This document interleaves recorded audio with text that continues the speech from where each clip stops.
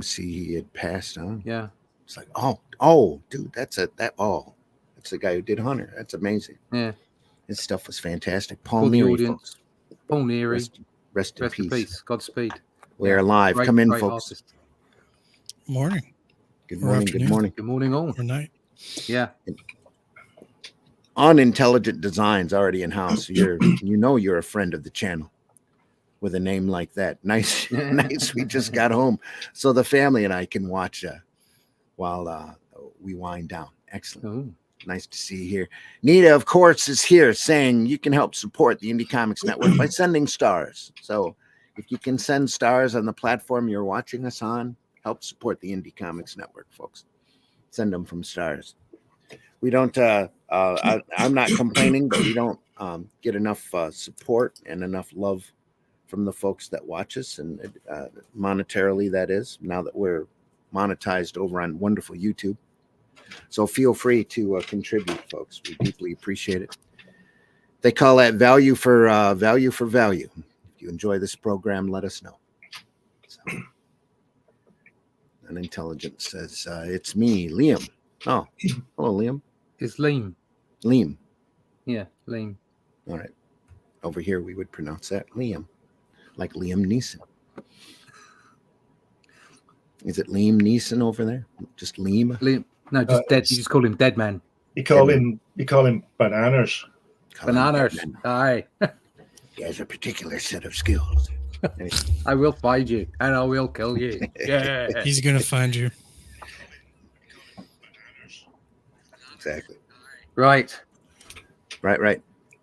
Come on in, folks. It's Comics by Night. It's time to run our opening, and we'll get things underway here as soon as I can free my mouse. Squeak. Yes, I still use a mouse.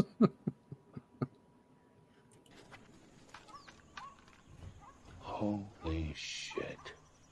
That is the craziest thing I have ever seen. And I'm Dennis Quaid, and Dennis Quaid has seen some shit.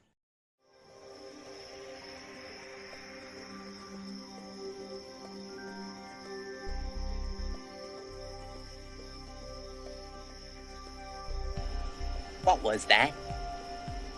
This is not a charade. We need total concentration. Now, once again, this time, with theory.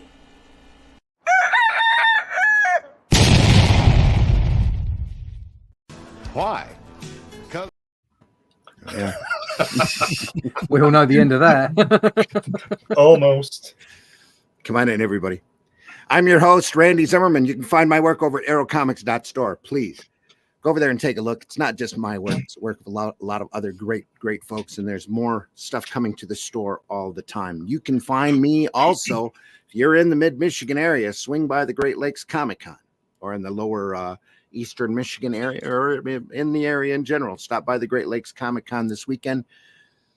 Today from 5 p.m. till 9 p.m. and Saturday from 10 a.m. until 6 p.m. where I will be set up and selling Arrow comics. So you can swing by. I'll have HeroBot Zero with me, and we'll go from there. I hope to see you there. If you mention that you saw this program, if you tell me, find the weird guy in the white beard, that you saw this program, I'll give you a free funny book. I'll give you a free comic worth $5. So swing by. Anyway, also joining me this morning. Say what? Said let's get weird. Let's get weird. Also joining me this morning is Glenn Fleming. Glenn, introduce yourself.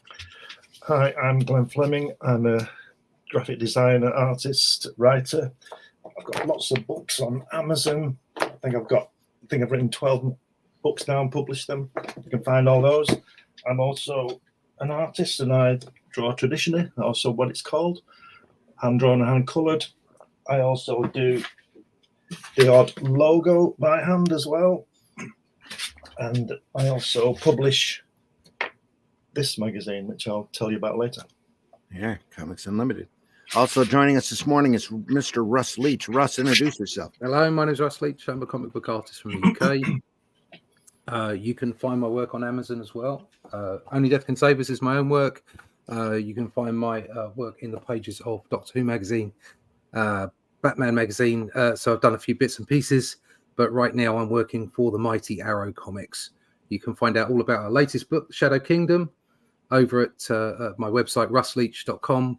And there is an email list there you can sign up to. Please sign up to it, and we'll tell you exactly when the crowdfunder starts. It's more of a pre-order than a crowdfunder. The book is done, and that's my biggest project at the moment. So russleach.com. All right. Also joining us this morning is Hal. Whiskey, introduce yourself. Hey, I'm Whiskey. I'm the lead creative director for Bandit and Ricochet. We do 3D modeling, action figures, miniatures, production level modeling, all that kind of stuff. I've been a artist since I could pick up a brush or a pencil or what have you.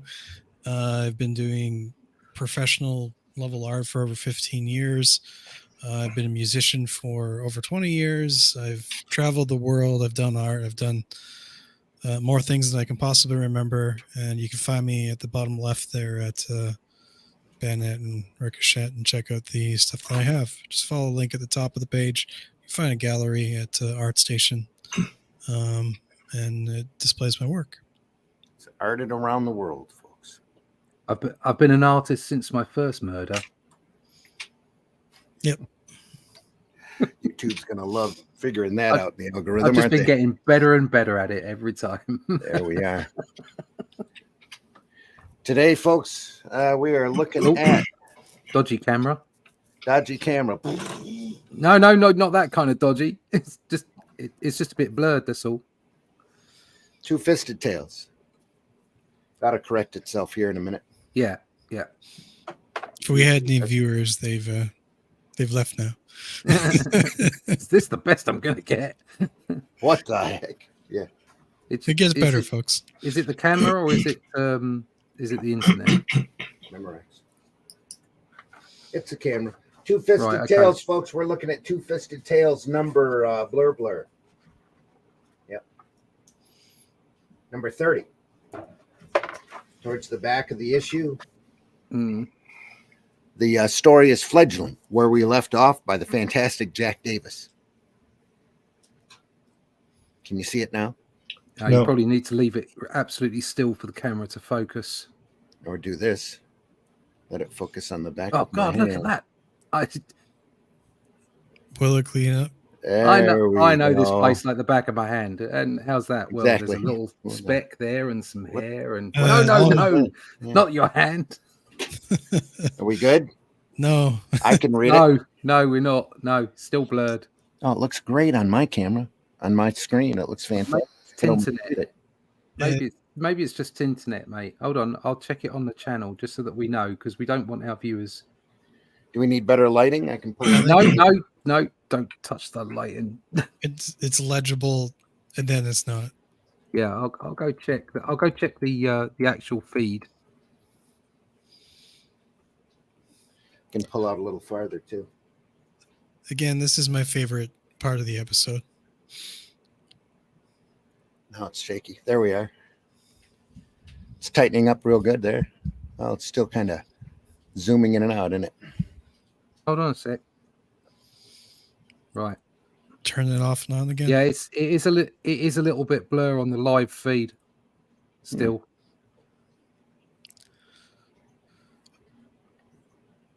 I wonder if it has anything to do with the outages or going up. Yeah, apparently you guys have been suffering from internet outages. There we go. Look at that. Now that's nice and crisp. Oh, I've just got an H. There we are. Now I've got your face. Yep. Look at my face for a second while I clean the. I'm thinking it might actually be the lens. Ah, right. Does it need a little bit of adjustment? Spit polish. Yeah. That's better, without doubt. Oh, yeah. We're getting there now. Still a bit blurred, but we're getting there. It's nice and sharp here. Fledgling. World War I story. Yeah. See, it's coming into focus now. What is it that makes a rookie into a veteran? What is it that makes a layman into a craftsman? Well, all kinds of things, but mostly experience. There's no shortcut. It takes time and experience. Show you what we mean. Let's tell you about an ace who started out as a fledgling.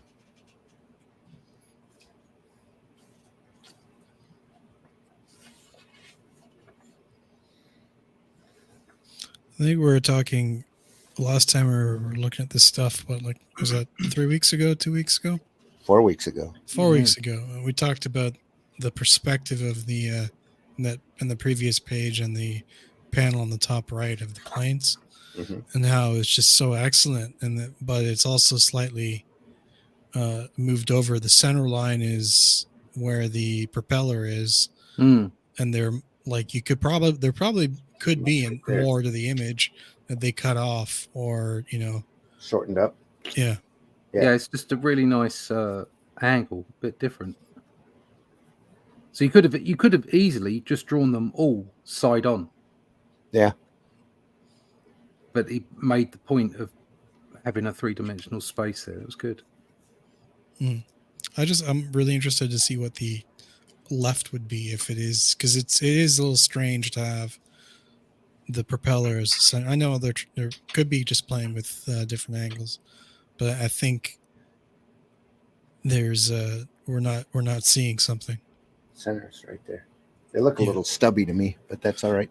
That's where Jack Davis is a master. Yeah. That's where the center should be, but if their propeller on the left is where the visual perspective center is. Yeah.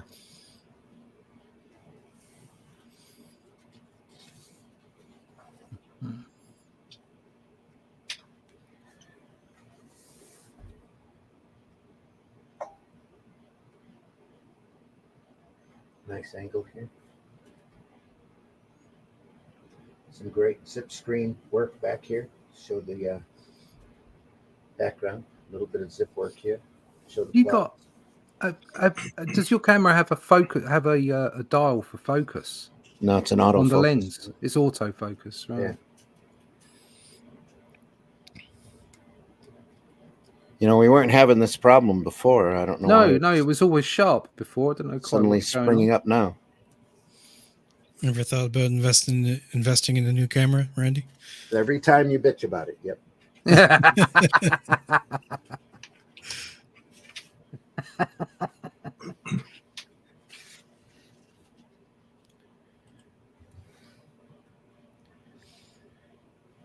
That's weird. I'm still thinking maybe it's the lighting. No, it's not the lighting. No. We can see everything. I mean, that's quite clear. See, when you put your hand up against the camera there, over the top of it, no, not now. Just when you did before, I could see over the top when the page was really super sharp. Move the book closer. That's better. There you go. That'll do. We jiggled it enough. I knew it would work. Yeah, that's what she said. She's never said that to me. You must be doing it wrong. That's not what she says. Doubleentendre.com. Come see us. There we are. Get this wonderful hatch work here. Isn't that lovely? Yeah. This is all line work here and here. This is beautiful. Well. This is Jack Davis. Look at the line variance here on this panel alone. It's just amazing. The fear in the eyes there. Just fantastic. Considering the stuff that he did later in Mad, this is quite amazing, isn't it? The style, the cartoony style that he does in Mad. Yeah. Once again, it shows the agility of the versatility. Agility and versatility of the artist, just to be able to, and like we talk about, like Kirby or Manola, and the fact that they're, as far as straightforward art is concerned, they're excellent. Yeah. They chose to have the style that they had, in order to create a particular kind of artwork. And it's all about the style there. This is beautiful, but it's more of a straightforward style rather than his comedic style, isn't it? And yet it's still his style, though. I mean, I can look at that page and know that it's Jack Davis. You know, his movie poster work and his Mad work still has that same unique look to it. You know, well, there's style working already. There's always some of the artists that will, whatever you do, will come through. It's like somebody was talking about Sinnott's work the other day, and they was saying the run he did on Fantastic Four, and there must have been 5 different artists, and yet it all had a beautiful consistency to it. Yet at the same time, you could still see the penciler through the inks on every one. And I think that's a mark of brilliant artists. The fact that they can kind of change up their style a little bit, but you can still see it's them, but at the same time they can present in a different way according to what they're doing. There's a documentary about Jack Davis on YouTube. Watched it the other night, and he was saying that his big aim at something was to draw the cover for I don't think it was Time magazine, but it was one of those magazines. He said purely because it was so lucrative, and then he finally got one, and I think he did 28. God, he's doing one every week. Brilliant. You know, he was happy just to get the gig. You know, just one. But I think he did a lot. Yeah, I'd love to do. There are things that I had in my mind that I wanted to do. I wanted to draw for Marvel.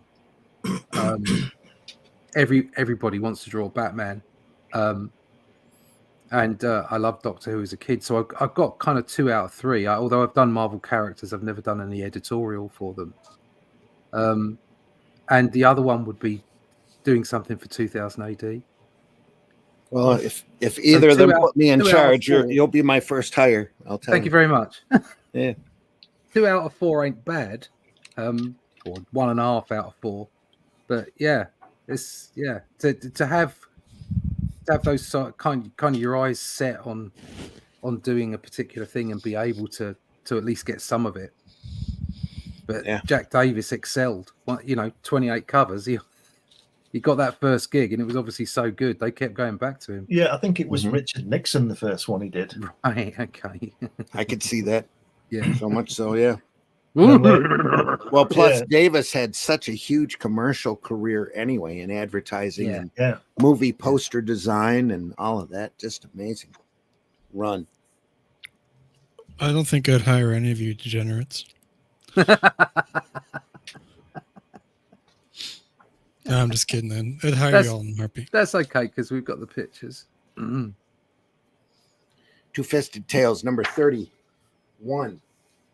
I swear, I think that's how most of the horse trading is done in current publishing. People have got pictures of other people with things in their mouth. No, it's what boxes you check. That's what she said. That was the 90s and 2000s. We used to say about hiring at Marvel, it's not who you know, it's who you Yeah. And that's the way it was looking for the longest time. It's like, how did they get the job? Holy crap. You know, I was retailing for a good 10 years or so at comic shops. Met my wife while I was comic shop retailing. I got out because I was reading comics every Wednesday. Actually, it was it's Thursday and then switched to Wednesdays. And every night we'd take all the books home, a copy of each book home with us, so we knew what we were selling. And I'm looking at this stuff going, man, I could write better than this. Yeah. I had to stop retailing after a while and get into the trouble is that they don't. It's not an open. It hasn't been a meritocracy for quite some time. Sadly, it gives the impression of meritocracy when you do see like excellent artists and excellent writers come out, and so you think, oh right, well they're selling well, but they're not. They just happen to have gotten through the process, and because they are excellent as well, they make a they make a dent in the industry, as it were. They become prominent. But the whole process is, somebody said the other day, is nepotism a problem in today's industry? And I said, no, nepotism used to be called networking. It's been going on forever. Yeah. Well, even back in the golden age, it was all, hey, buddy, can you give me an 8-page story? Well, Stan Lee got his job because he was the nephew of someone, wasn't he? Yeah, he was the nephew of Martin Goodman. He was the guy who owned Marvel. Yeah. Candace. So okay, he was the man that changed the industry. Okay, we can argue the toss about his input on particular stories and creations, but he did change the industry. But he didn't get there because he was able to change the industry. He got there because he was the nephew of somebody else. He's the prime example of how things worked back then, because he got the job of editor-in-chief for Timely by default. Because one, Goodman couldn't find anybody else to do it, and two, nobody worked as cheap as his nephew. There you go. So he tossed him into a small office space, says, "You're in charge of the comics," and shut the door. And so, of course, he became the main writer because he couldn't get a lot of people, sending in scripts and stuff. So he would do it himself. That's how he got. I'm telling you now, if DC wanted me to do 20 pages a month, you'd be surprised, DC, just how cheap I can be. Yeah. Would you really want to work for DC though? No, I don't really want to work for DC and Marvel at the moment because I don't really like 90% of the stuff they're pumping out, to be honest. If I wasn't bothered, I would love to be the editor-in-chief for 2 years just to show them how much money they could make. The problem, my problem is that obviously Batman's Boyfriend by Bruce Leach. Tim. The problem I have, King. This is a discussion I had with Peter Sametti, is that he was completely like, no, I'm done. I'm absolutely done. Whereas I've still got this connection to those characters. It's I allow myself to be still connected to them. So there's still a little bit of me that would kind of go, yeah, okay, I'll draw that just for the sake of just for doing it, Yeah. But I'm still of majesty and wonderment still there. Yeah, there's still a little bit of that Disney there. Do you know what I mean? The Disney of when we were kids. There's it's still in there at the back of your head. It's one of those things you can't lose, which is part of your love of comics, isn't it? The original, the comics that you read as a kid, and those things that really, really meant a lot to you and inspired you to be the thing that you are. Even though Marvel and DC for me have fallen a long way, they still hold those things in the archives that are the things that I loved as a child and inspired me. So it's a tricky relationship. But saying that, there's a lot to be said for your own work and for creating new things. And I think we are in an age right now with the comic book industry where it is on its knees. And if you're going to do something for yourself, now's the time. Now's the time. Yeah. Now's the time, which is why why I'm with Randy, why I'm with Arrow, why I'm doing the stuff that I'm doing, because there's the opportunity to do it. But it was, I have to say, it was a highlight to be able to draw Batman. Was a highlight. Yeah. And in all fairness, the kind of stories that were being written, because we're over here in the UK, they're not part of the main canon, as it were. They were almost like old Bronze Age stories. They were fun, and that solid entertainment. Solid entertainment. They were good fun. There were 10 pages of adventure, and that was what I really wanted to do. So, yeah, I've been fortunate, very fortunate. I think unfortunately, Marvel and DC don't capitalize on this, but there's a huge callback to that era, those days, and DC was figuring that out when Didio was in charge. They were doing those facsimile books, reprinting the exact comic with a higher, of course, a higher cover price on it. And he didn't understand why they were selling more of those than what they were the modern comics. So he said that in an interview at least once. So there you go. I just want to point out how great this cover is. It is. The layout of it. This is Harvey Kurtzman. on the cover. They did 3 Civil War issues, 3 out of the 4 that they had planned. They wanted to put it together into a book and sell it at schools, because they go through each issue's got 4 different short stories.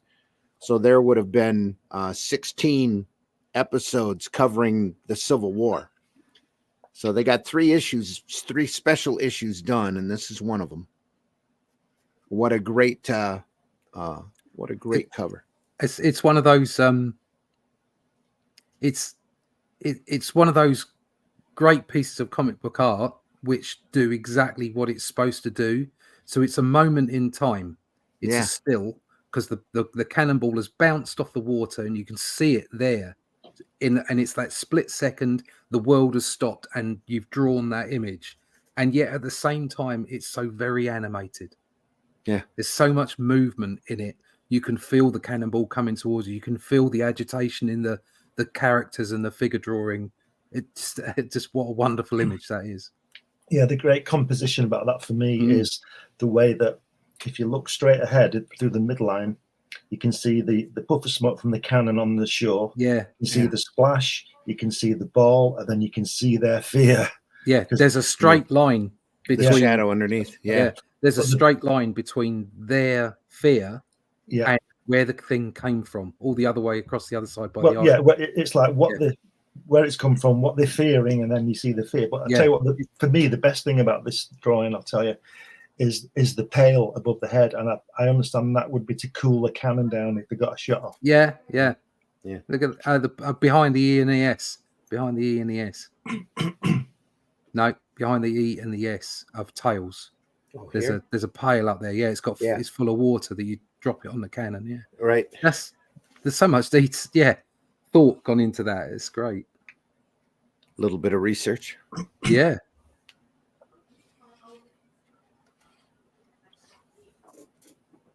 Blockade. Oh, look at that. Wow. That beautiful. Is this Wally Wood? It is Wally Wood. There you go. I'm starting to understand that bottom right hand panel. Good Lord. Right in here. You probably know this, but the American Civil War was the first time that submarines were used. Yeah. I didn't know that. Submersibles, Submersibles. Didn't know that. I'm sure I've kind of seen it in some old films, but just thought, they're just old ironclads, like they mentioned the Thunder Child in War of the Worlds. That was a boat, though, wasn't it? That's a battleship. Yeah, that's a battleship. Yeah, but it was ironclad. Half of it was underwater, wasn't it? It was almost like a floating platform. Didn't Jefferson create cannons on top? Well, all boats are half underwater. Yeah, that's true. That's sorry. I thought Jefferson created a sub. What's his name? I know he had an airplane. That's funny. With the right drugs, everybody had an airplane back then. That's for our older viewers that remember Jefferson airplane. Sorry. I don't know if they ever used it in the Revolutionary War, but allegedly they had a Jefferson designed sub during that time. Yeah, well, that's something I didn't know. Amazing what you learn. I don't know if Jefferson was around during the Civil War. It was 1860. That was Revolutionary War. Oh yeah, Revolutionary War. Yeah. I don't know if that was ever used. I think it was just a design. I'm not sure if it was. I might be mistaken. I don't know. It could just be something I read in fiction. I have to double check it. Do you reckon? See that center panel on that left-hand page? Is he drawing Frank Frazetta there? Maybe. Is he back? Yeah.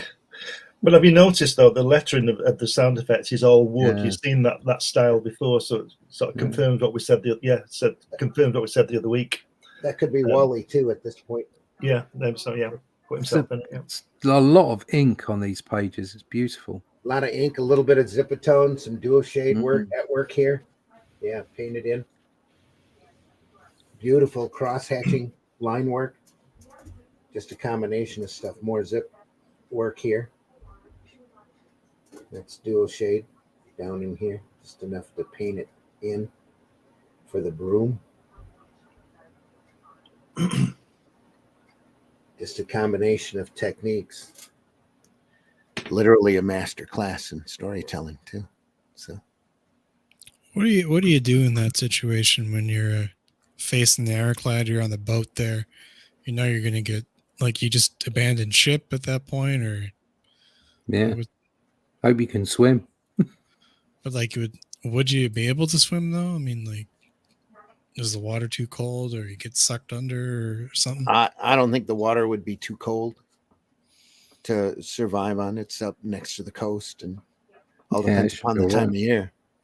Just try your best to get all the way back to the coast, I suppose. I think it was more of a battle of who shot first. When you're at this point, There's only so much tactical stuff you can do. yeah. I think you'd freeze with fear and then die. Yeah. I can see the logic. Some great negative space and shadow work at work here. Beautiful inking. It's all brush work. Looks like a little bit of pen work for the cross hatching.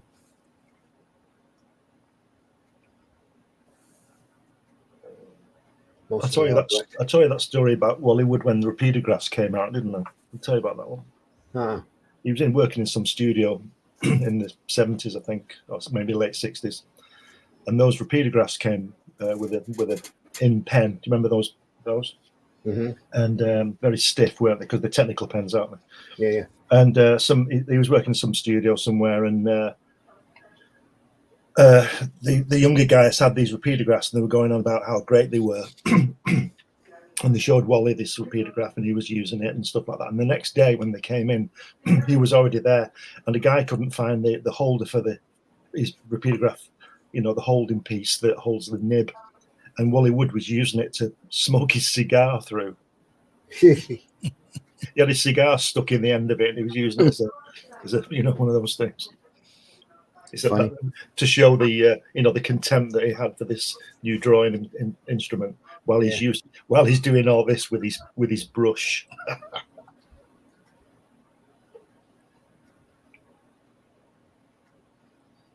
Very crowded, these panels, aren't they? Yeah. A lot happening. Gives you the sense of lack of space of where they are. Yep. Crammed in like in Das Boot, nowhere to go. There she comes, borders away. Just dropping its stern, too blame fast. The Noah's Ark is too blame slow.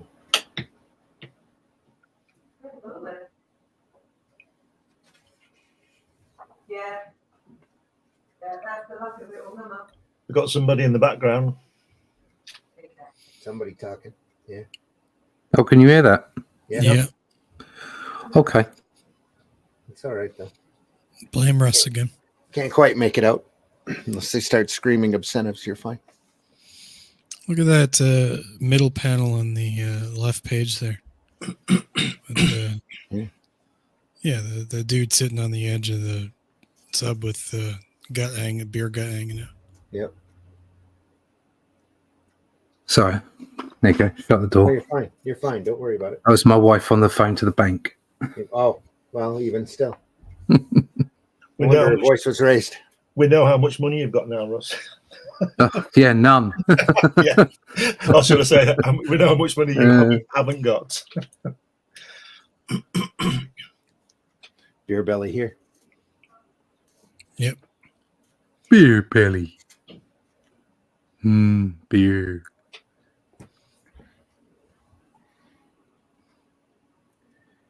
Phil's in the house. Phil Leon.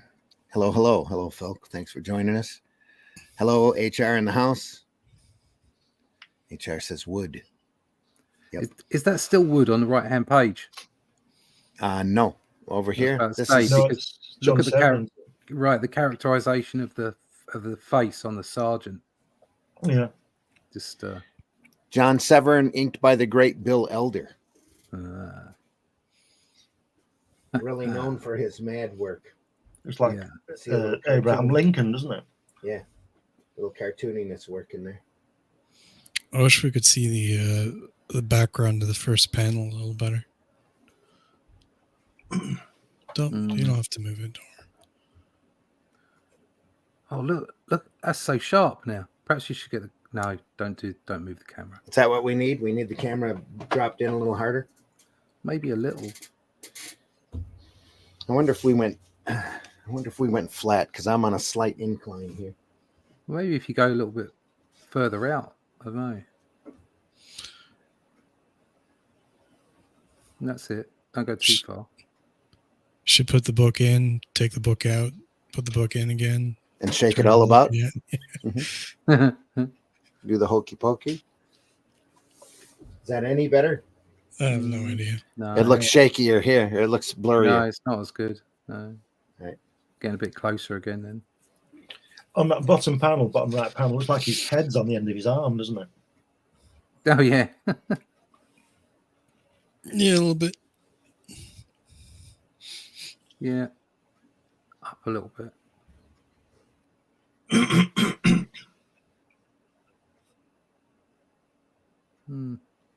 That's weird that the camera's changed from one week to the next. Yeah, it doesn't make sense to me. No.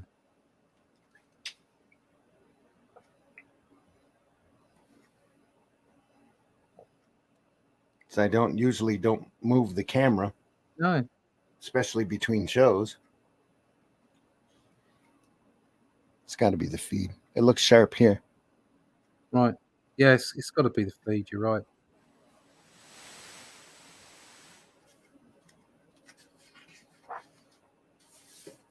A great face. Could be any number of things. Like Fantastic inking at work here. could be the grounding you have in your basement. It could be the cable that you're using. It could be the lots of things. The RAM on your computer is not fast enough to do all the streaming and all the stuff at the same time. It's top of the line.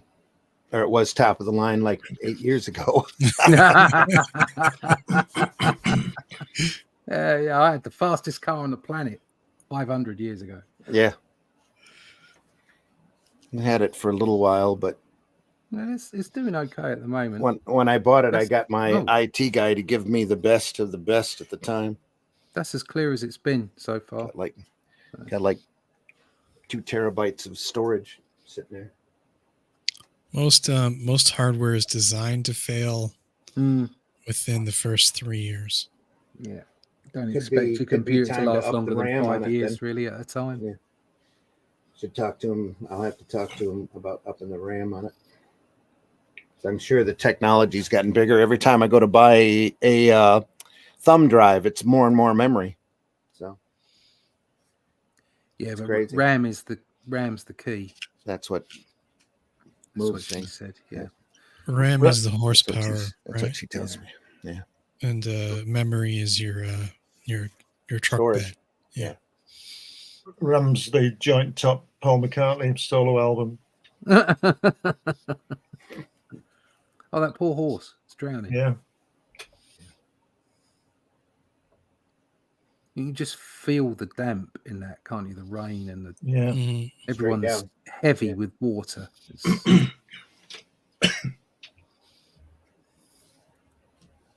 Will Eisner does good rain, doesn't he? He's great at showing the weight on a person of the water. Yeah. Yeah. It's like here. Yeah. That's what Steve Ditko said about that. He said, you can draw when you can draw a man in a suit who just got out of the canal. Yeah.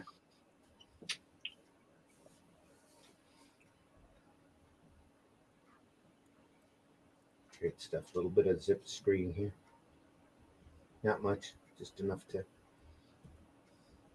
gray up his uniform.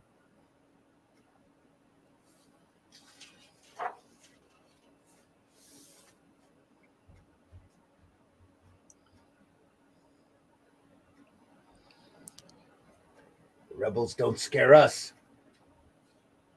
That's because they're scum. We've held boys, hurrah. It's because everybody's got trench foot and dysentery. Yeah. Rebel scum.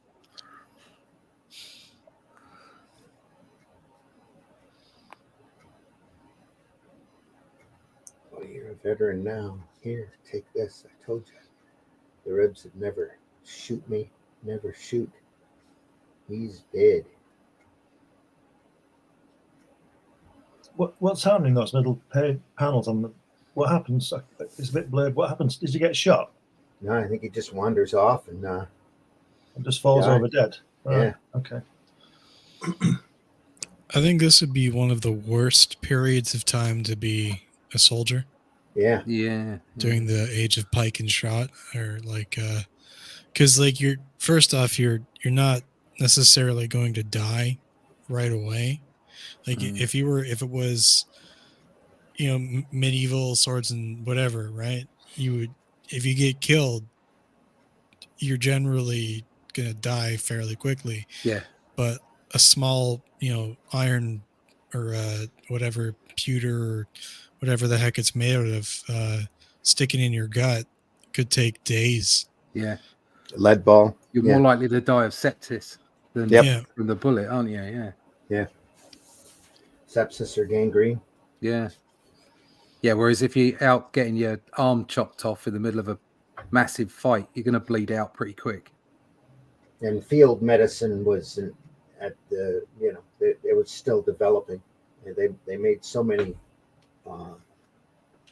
improvements throughout the war. I think it depends where you are, because in the Second World War in the Far East, when they were fighting the Japanese were only 15% of Allied soldiers died because of a Japanese bullet. The rest died of dysentery and disease and that's it. I mean, the trouble is we're making war too clean. Yeah. And people, it becomes almost like a video game, doesn't it? And it's pretty much what it is with drones. Yeah. They had, I think they had dysentery up until, or even during the Korean War, right? Yeah. Yeah, probably. Yeah. That was because of the weather that they were. Well, yeah. I mean, Vietnam would have been hideous. Yeah. Because of the weather and the environment. Yeah. Well, they had a lot more drugs at that point, too, by Vietnam, compared to the Korean War. They had made some huge improvements in medicine. What, in LSD and all that stuff they were taking? That too. Taking it. Making those joints out of a M16 rifle. Tripping balls, man. Tripping balls. Take some of that jungle weed and roll it up. Yeah. Hey, Butternut, swing your hat and hurrah for the Union. Donaldson. Another great Jack Davis story here. If you look at that first panel, the lady on the left, look at those feet. They're real Jack Davis feet. Yeah, you can see it coming, can't you? Kind of extended. And that dog as well. Look at his ear. Yeah, that great.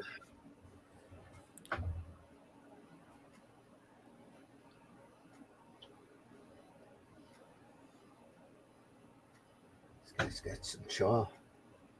Yeah.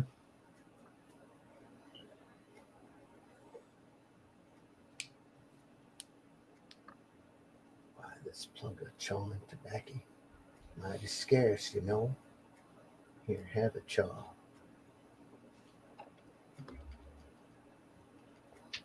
Yep. Donaldson.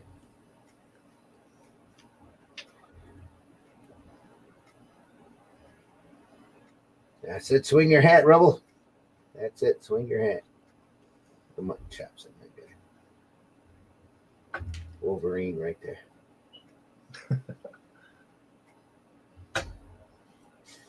Probably was Logan. He's blinking at the camera. Wow.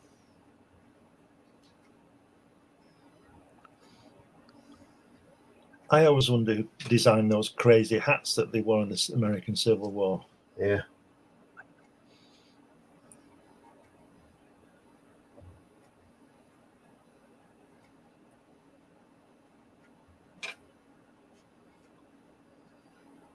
bouncing really- bomb there in the center. Ironclads. That's what they call them. Yeah. Doesn't seem very functional. The hat? No.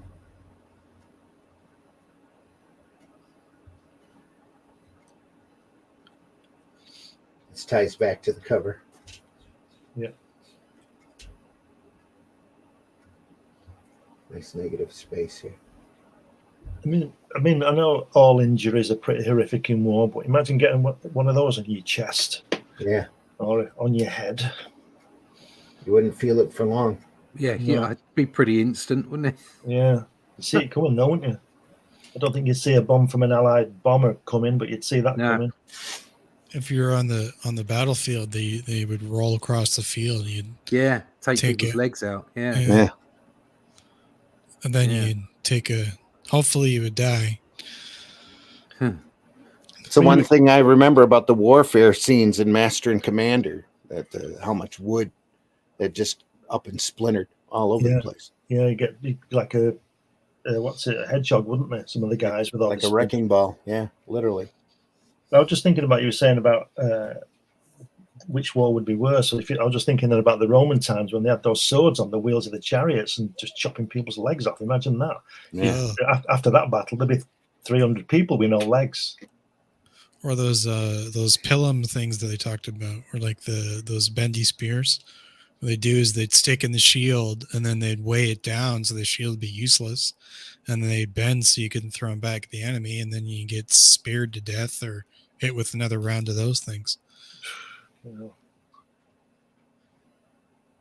One of those in your gut, and then you're just Yeah. I mean, those Roman guys must have been, if they weren't losing limbs, they must have been bruised to hell, mustn't they?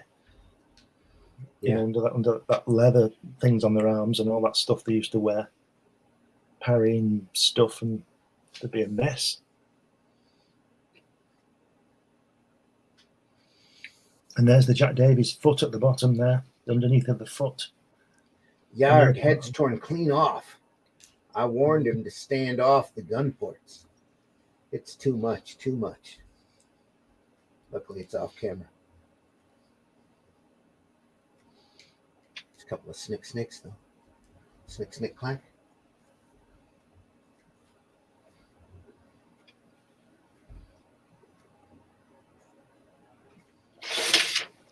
I think I would definitely prefer to go in like a modern war, like World War II up.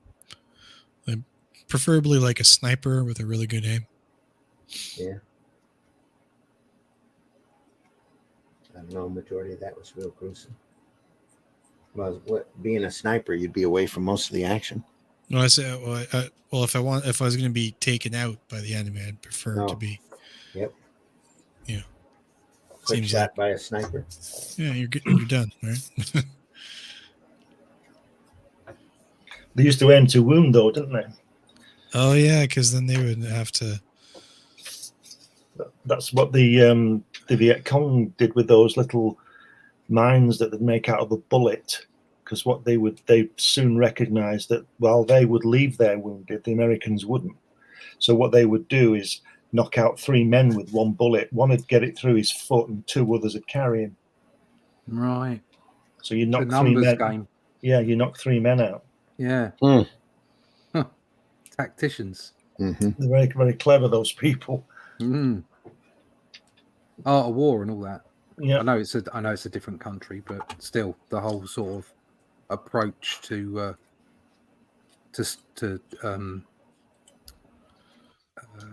The Viet Cong had some really interesting survival tactics too. Like they would smear sap on a leaf, like a giant leaf thing, right? And then use it like almost like a giant fly swatter, and they just see a bird or whatever going by like a tropical food, and just stick it with the thing, and then they have a meal, and they carry these little coal in the in a like a can essentially with a wire on it, and they'd be walking down the trail or or wherever they're going, swinging it back and forth to generate like heat from it when they cook the food that they're carrying. So they could always remain mobile. Blimey, that's impressive.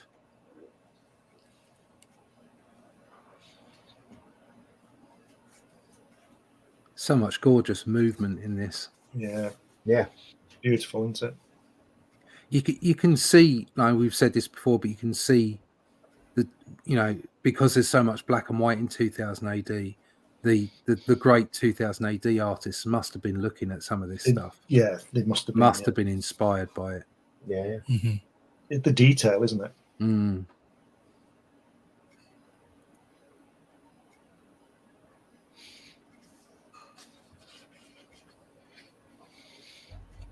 There was so much great black and white stuff. I think the Marvel, the entire Marvel canon got reprinted in black and white over there 3 or 4 times.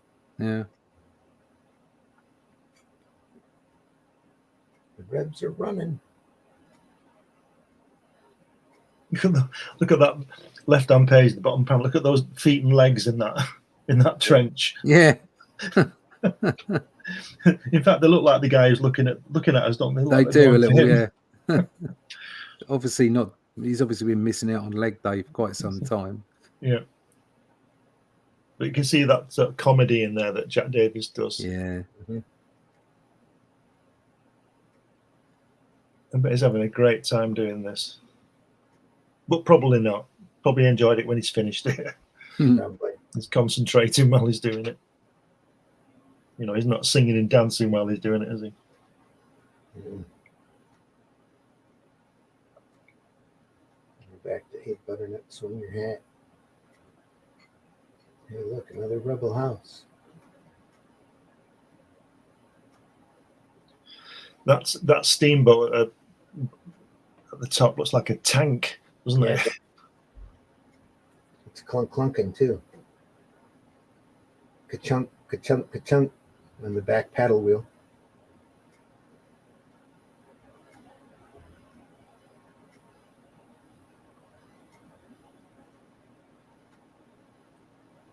Say, look at you, who's coming on board? Ain't he the Yankee general? Must be a tough bird. Wouldn't give us any surrender terms, only unconditional surrender. What's his name? What's his name now? It's Grant. You, well, unconditional surrender, Grant. Yeah, I wonder what the Battle of Donaldson was like. Hey, Butternut, swing your hat. Hey, look, it's another rebel house. There's some great names in those days, you know, Ulysses Grant.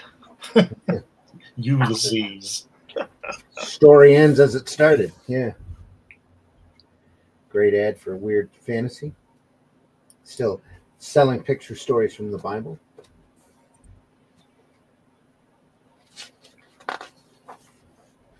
Back to Grant. Classic story here.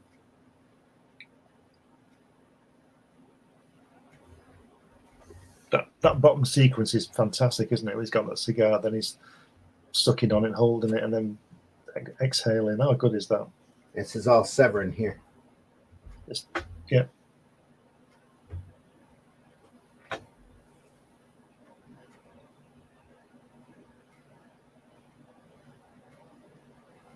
Just sitting there looking at in the middle of the battle. Has he just shut his hat off? Yeah. And he's unfazed by it. Whee. Yep. Old Sam Grant is sitting on his horse and a rebel bullet zipping through his coat. Right there. He must be related to that Spears fellow in Band of Brothers. Yeah. Old Sam Grant puffing on a cigar and a rebel bullet tearing off his shoulder strap. This is old Sam Grant. Just think if he'd have had a pipe, he would have looked intelligent. Yeah. Sitting in a thinking, quiet as a sphinx, calm as a mountain lake.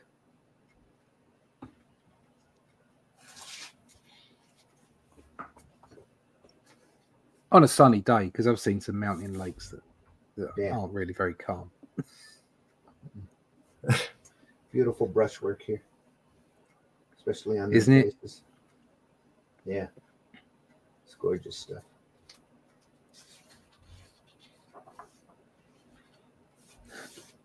pure Severin here.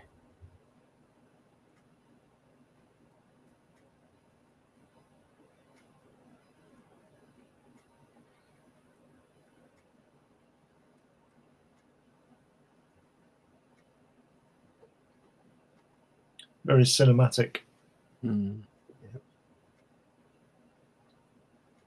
Oh no, Ulysses can take care of himself. Yeah.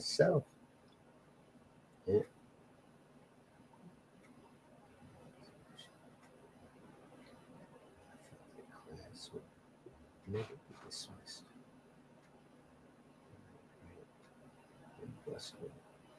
Them chimes went off in your pocket. Nothing inside. Phase you grant. To be Grant in his early years. It's really clever the way they use the sound effects as well. The one in black, going bong, bong, bong, Yeah. like it's in the background type of thing. Yep. Really clever.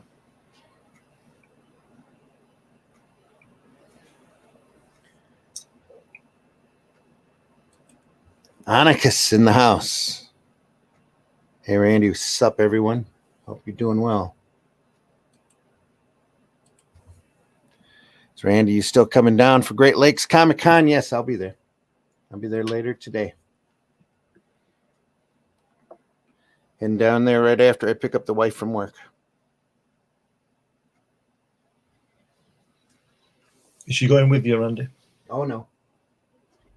No, I took her to one con. We traveled out to, she went with me on a couple of them because we went out to Washington, D.C. one time on selling comics and did a New York show one time. She got bored out of her mind and said she could never do another one.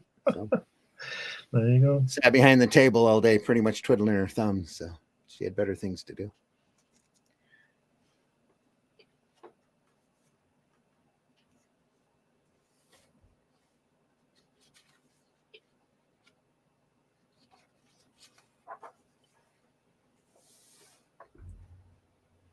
Oh.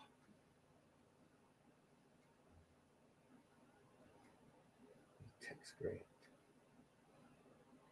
That's some great faces there.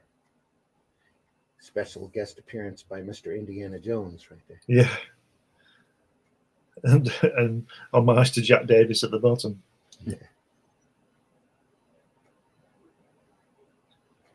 Some fantastic inking work here.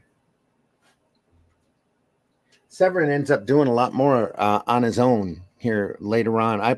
Pretty much from this point on, I think he starts doing a lot more stories. So last volume of Two Fisted Tales, a lot of it's Western work. This is some fantastic artwork, just like this. Look at that woman's Somebody face. at the door. They're coming to take you away. Tell him you already found Jesus. Got to be a Jehovah's Witness. Someone's knocking at the door. Someone's ringing the bell. Well, you should open the door and then just be like, let's go find him, but make sure you're naked first. There you are. Nothing like preaching the gospel and having somebody open the door naked except for painted runes all over his body. Nothing like it.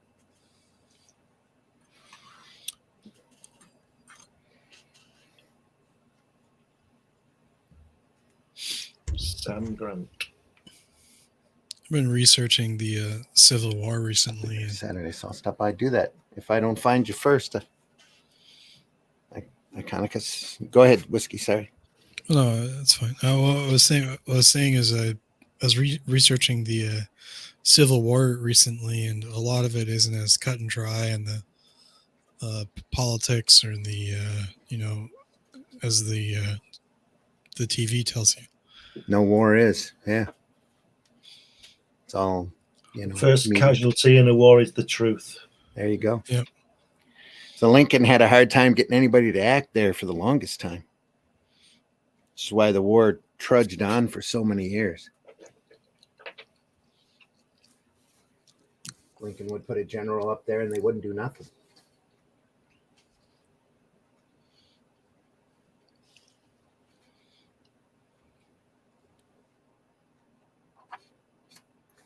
thin line work back here.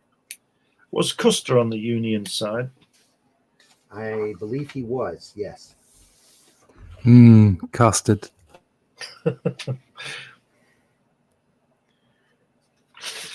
See, he was a prick. They had to get rid of him, an egotistical bastard, so they sent him out west. Sent him out to South Dakota. He goes out there and they he's dealing with the natives like second class people. It was genocide, wasn't it? Yeah. Just running them over, and then they discover gold on the land they had designated for Indian reservations. Oh. Custer is famous for running back to Washington, D.C. and getting in front of Congress and yelling, "There's gold in them there hills." Yeah. It's a Custer line. And then they I read he was. Is that Custer who said that? Yeah. I read somewhere that he was going to run for president. Oh, yeah. Yep. He was only about 37 when the Indians got him. Yeah. So he was only a young man. He was out there, being a vicious, making a mark. Yeah. He was getting ready to run. Designed his own uniforms and everything. It's just almost like Patton. It's yeah. You find the right people that are made for war, and that's what they'll make. That's all they'll make. That's all they'll know.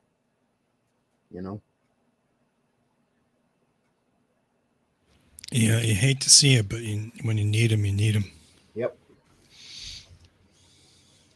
Yeah, and you get that right person, right time. Unfortunately for Custer, his timing was off. Probably fortunately for the country or the world, its timing was off.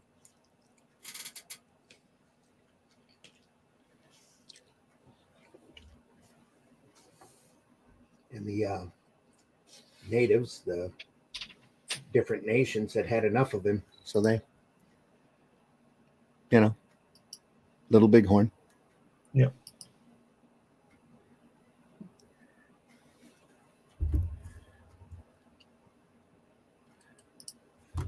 Because it says had some church people knock on my door, and I answered with a skull face paint and red contacts in. There you go. Yep. In my misspent youth, I used to do a little house-to-house preaching. My brothers had a classic story of going to this one woman's house who was sunbathing in her backyard, and she happily turned around for them. Red-faced and ran.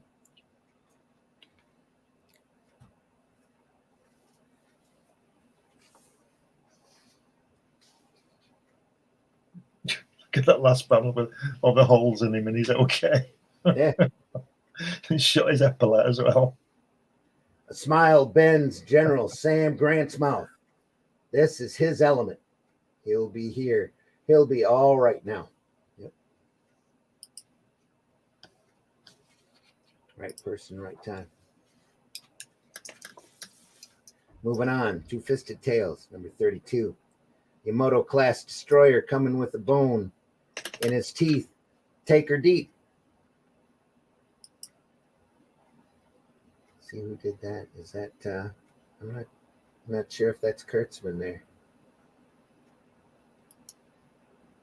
Wow, come on. It's got some great detail to it though. Looks like wood. Looking for a signature and I ain't seen it. Yeah. Nice painting though. Just It's fantastic lovely, colors here. Yeah. It's fantastic. Wonder if that was probably Marie that did that. It looks, the edges of the submarine under the water looks a bit like Frank Bellamy type of thing. Those dots. Yeah, it does.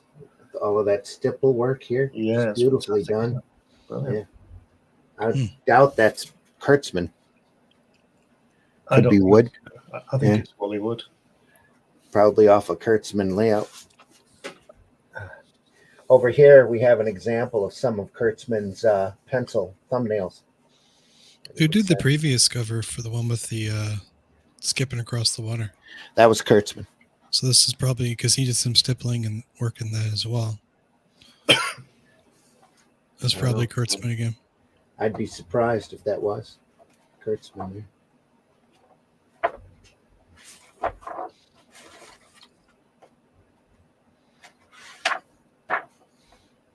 Yeah, maybe. There's some stipple work here. Yeah, and on the, I don't remember what the Turning round ball. thing above their heads. And, yeah. Yeah. Hey, the sponge. Yeah. Yeah, maybe it is Kurtzman. Early on we were looking at some pretty serious stuff that he had done, not quite his the cartoony style that he was known for. Could be that same thing. Ooh, look at that aircraft carrier there.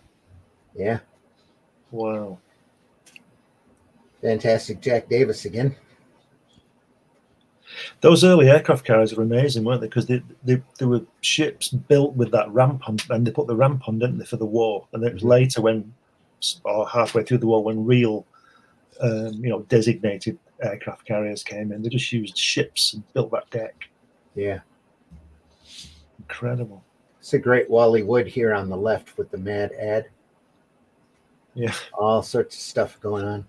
Look at that girl on the right. That's a real Wally Wood girl, isn't it? It is Yeah. right there. Yep. Here's the guy sticking his tongue out at you. Yeah. Down in the corner. Just great stuff. A lot You of can look- everything in this. It's like that Disney drawing he did, isn't it? You can look at It it for is.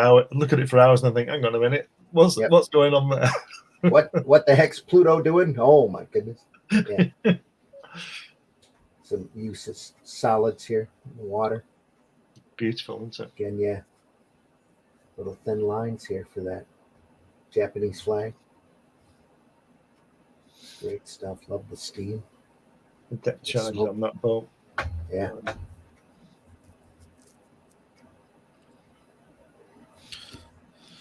What a way to go. In the captain's stateroom, board the destroyer, protecting the carrier's port side. 3 gilded frames hang reverently on the wall. They all contain a picture of Hirohito, Emperor of Japan. Why 3? They're symbolic, just as on the American sub. Good likeness, too.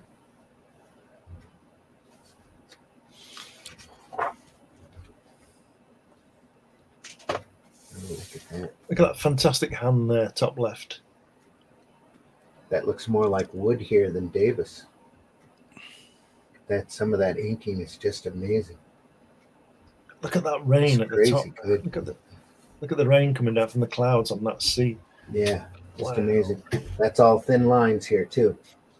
Reflection of the No gray tone, just thin lines and cross hatching here. Wow. It's beautifully done. Thicker texturing lines.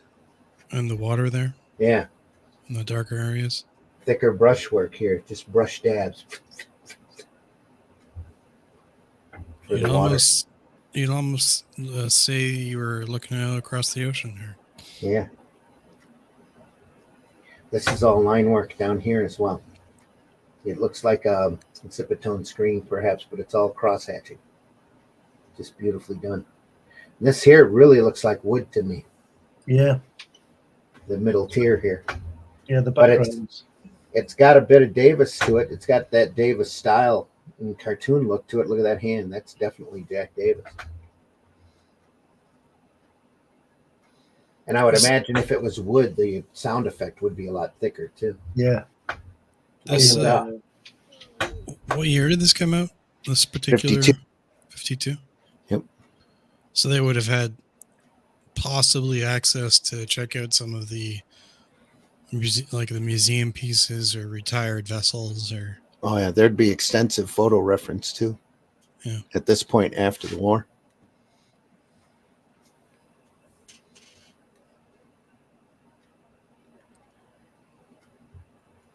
Konica says he's heading back to bed. Good morning, guys. Take care. See you later today or tomorrow.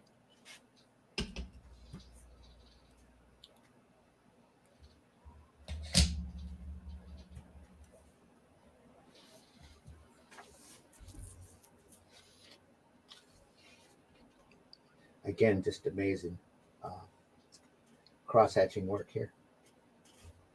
It's beautiful. There again, on the middle strip on the left, the middle section on the left, there's that foot again. climbing the ladder. He's climbing under up there. Yeah, see the Yeah, foot. right there. That extended foot. Yeah. I'm sure Bottom he of the does. shoe. I'm sure he does that. That's his signature. Yeah. Here we go. Look at this. Look at that. Wow, that's zip tone screen here. That's moving. That sub, isn't it? That This is torpedo all- coming out. Wow. This is all beautiful brushwork back here. Just feathering. The Just unbelievable stuff. Pen work probably here for the smoke, for the steam bubbles. the foot's somewhat of like a powerful message as the artist too, because like how many other artists screw up feet all the time? All the time. Yep. And he's just More. like, here's a foot. Fantastic. This is all cross hatching, thin line, thick lines, working it with each other. The brush lines here in the hair, just phenomenal. There's a master class in inking right here on this page. It's great stuff.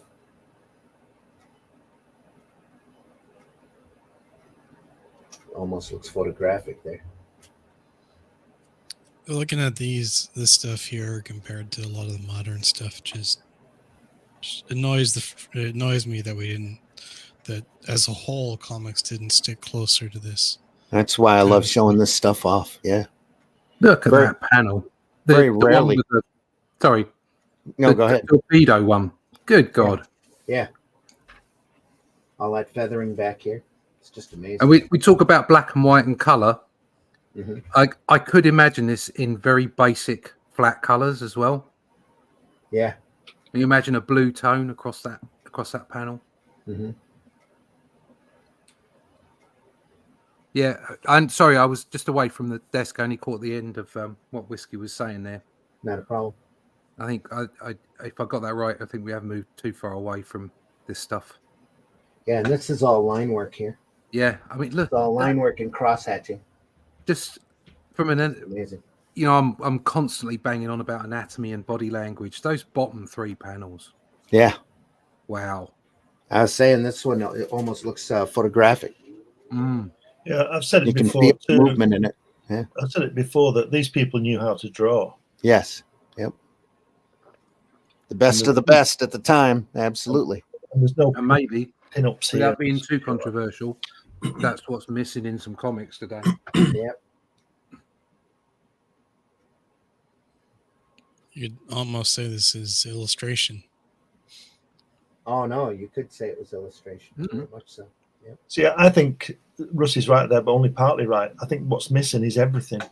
Storytelling, our storytelling, ideas, artwork, colouring, lettering, the whole thing.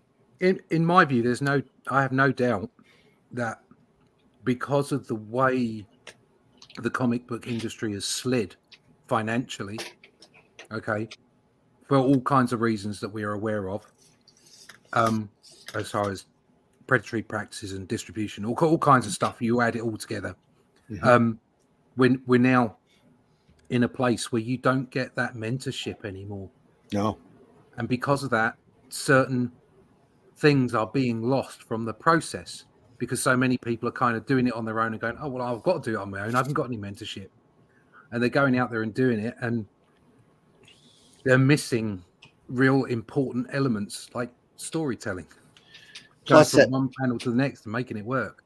Yep. Plus, at this point, this is the early to mid 50s. Comic strips are raging, and the people who are doing comic strips are making bank and taking their time doing solid artwork like this. Milt Caniff is out. Even the guys with the more cartoony styles are doing super detailed, beautiful work, and it's a very respected form. And here with comics, they were at a point where they were definitely splitting in two, where you had Gaines gathering all of this great talent, doing just phenomenal individual stuff.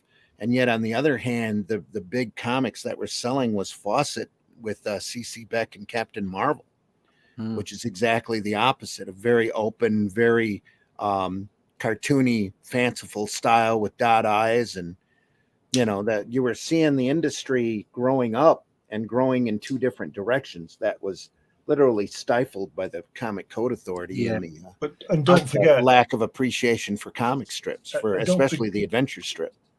and don't forget at the same time you got TV coming and taking it away as well. That's true right. too. Yeah. Yep. I mean, I think with comics, the great thing about them is that whether it's an open cartoony style or whether it's a beautifully rendered style like this, the one thing that both have in common is storytelling. Yeah. So they live both kinds of approaches to the stories live off the telling of the story. Mhm. And so that's why they exist in the same space with equal respect, in my view. It's just a different approach, like you say, and the problem is we've lost it because, or we're losing a lot of it. Some of us are trying really hard to keep it alive, Right. and I'm not measuring myself up to these greats. I'm just saying we're trying really hard to keep it alive. And some of the reason for that is the ease of which the entry level, and I'm not talking about the entry level of everybody can get onto the internet and make a comic. I think that's great from a perspective of competition. Okay, the problem is that everyone can kind of just get the cheapest, quickest route to that comic as well, which means that they're not necessarily putting the effort in that these pages show quite clearly. Whether it's AI, AIR, or whatever it might be. Just before you turn over, the skill of drawing, the skill of they can draw, telling the story is slipping away. Yeah. Look at the left-hand page center section, the left hand. That guy there on the radio who's not saying anything, is obviously the guy at the bottom right, still doing his job. Yeah. Do you understand what I mean? Yeah, it's the same person. Yeah. And he's a background person. You know, this is fantastic.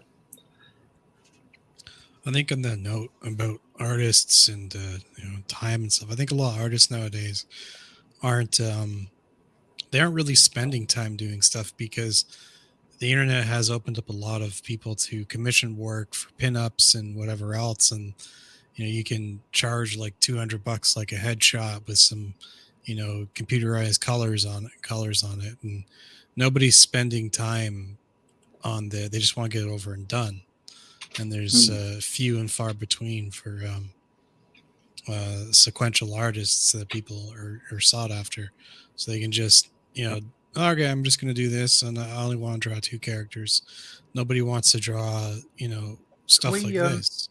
Sorry, can we remove Monkey Island? Removing now. Good, thank you.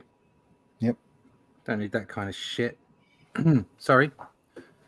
So I'm just saying that some artists nowadays they don't want to spend the time to do this stuff, or have the option to spend the time to do this stuff. They need to get on to the next thing to feed their family. Sad Monkey Island. You have to get up this early in the morning to do crap like that. So Yeah, what an arsehole. please make better use of your time. Ready? Yeah. Do you think these pages are great? Holy crap. Oh, Bam.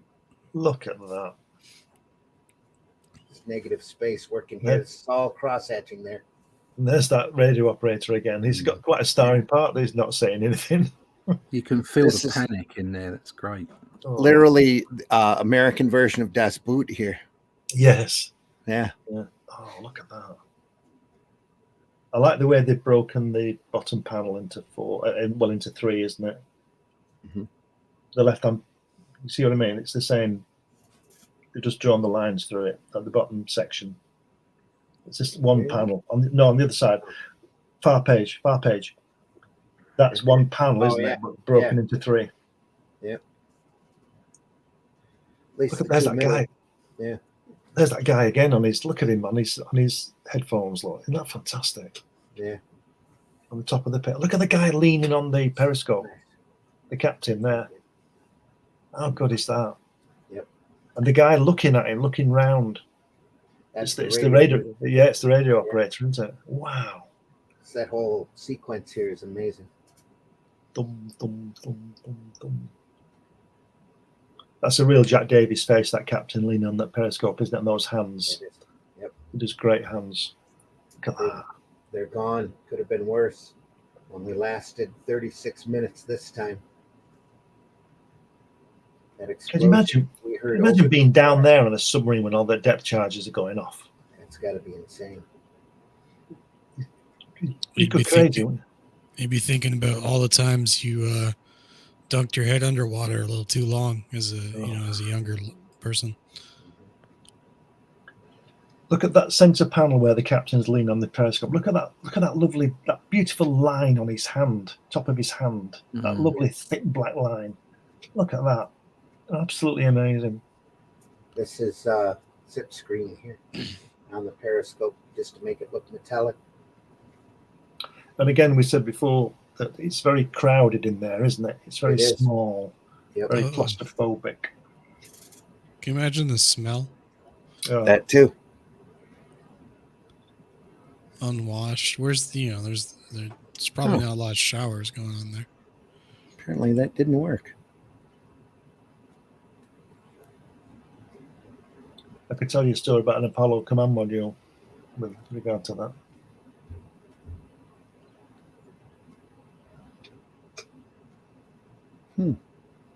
Somewhere you said they had to air it out. Yeah. He went, Charlie Duke, Apollo 16. He'd been spent 2 weeks on his way to the moon and on the moon and back, and then they landed, splashed down, and they get in the dinghies and the carrier picked the command module up, and it was on the deck with the door open, and they went downstairs for debrief for about 2 or 3 hours. And Charlie went back to the command module to get some stuff out of it, and it nearly knocked him over, he said, the stinking. He'd been on the deck for 3 hours with an open door.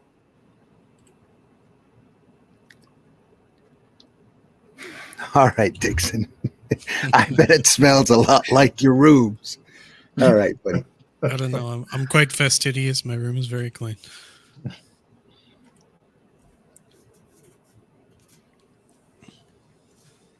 Got some jokers in the chat this morning. Please be more productive with your time.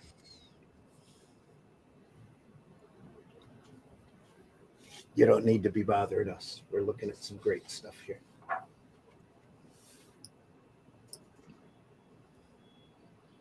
Look at that drawing at the end there, that Japanese guy. Look at that. Yeah.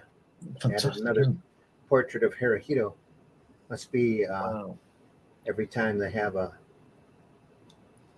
successful mission. So did they sink the submarine then? Have I missed something there? No, they didn't. I don't know if they're celebrating their survival or what. There's enough time to salvage the one last memento. Oh yeah, they might have taken it off of another boat that the sub sank. Yeah.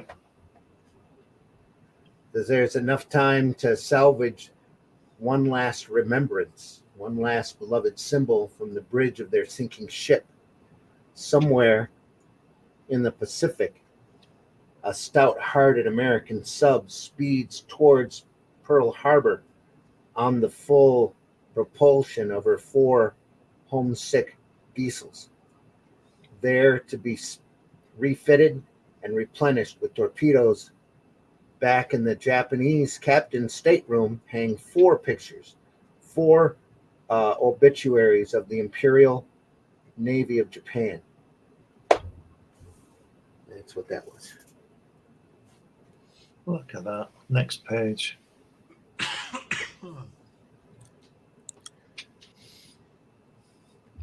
Wow. So looking over to the right at his buddy and the thing, he's like, is it numb yet?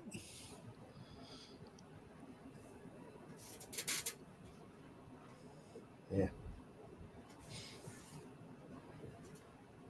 Can you imagine how cold and the ground would be? Again, Dixon, we sincerely hope you get an education one of these days.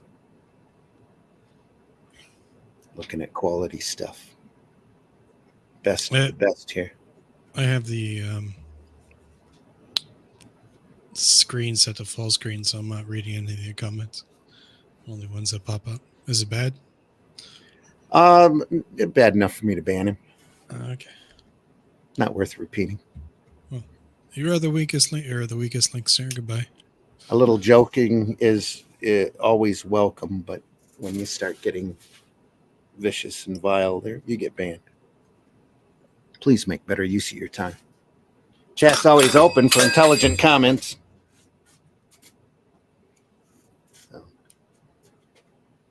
Lost Battalion, Mr. Johnny Craig here.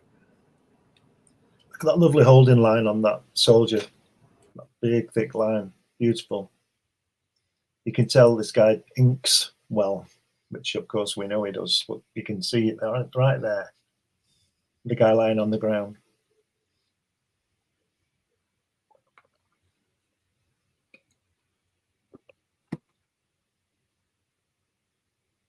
Is that a can just above the soldier's head?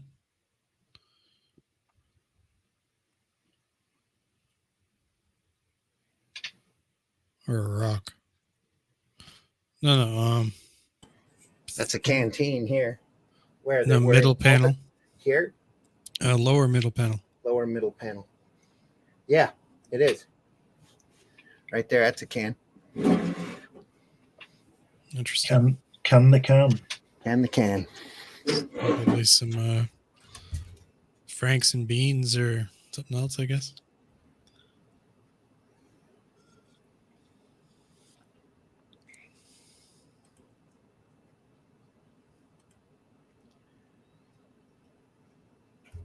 Yep.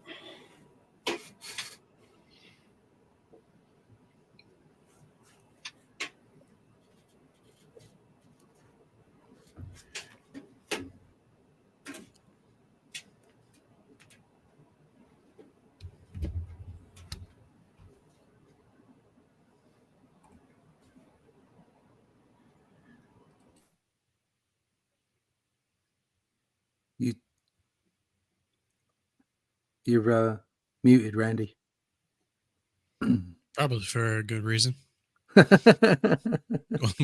Anyways. I thought he was pointing at something and he was muted. Maybe. Getting more open with the style here.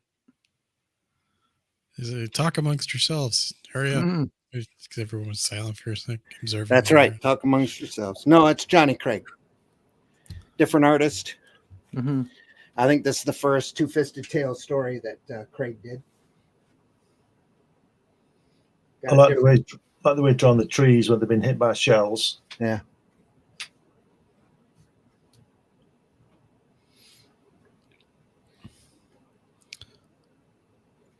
He'd have a lot of mentorship from the other artists too, at this in their experience. Yeah. For his first appearance. That'd be a lot of pressure, but Craig's done a lot of other stuff at this point. This is he's been working for EC for years at this point. No, okay. It's mostly doing shock suspense stories and other work like that. There's one common thread through all this stuff. It's that war is hell, isn't it? It's not like Hollywood glamour type of thing. People get killed in these things, and it's not nice to be there, you know. Yeah. Very gritty and. Well, even this is, window dressing on all of that. Like they do their best to, display the brutality of it and the muck and mud and dirt and smell and grit and whatever else. But even this doesn't even quite cover the horrors of war. No. I mean, it does a really good job, but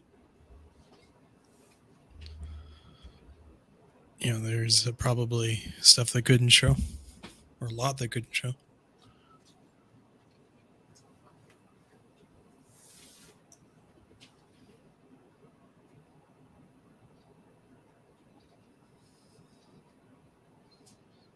This is far more cartoon-like, isn't it? Yeah, very much a lot wider open.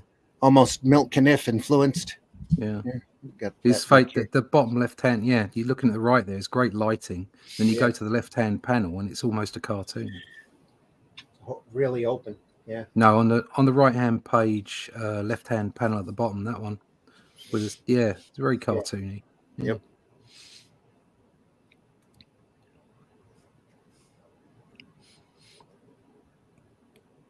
Nothing wrong with a bit of cartoon. It just great explosions with the light. It catches the actual moment of like, the explosion going off, and very nice.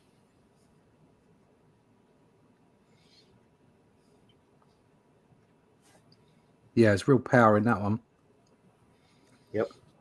And the trees behind him, behind those guys, it's really good. Yeah, again, negative space as the strike lines go past the trees. Yeah. Yeah.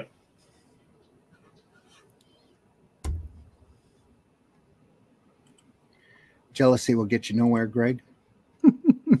Greg.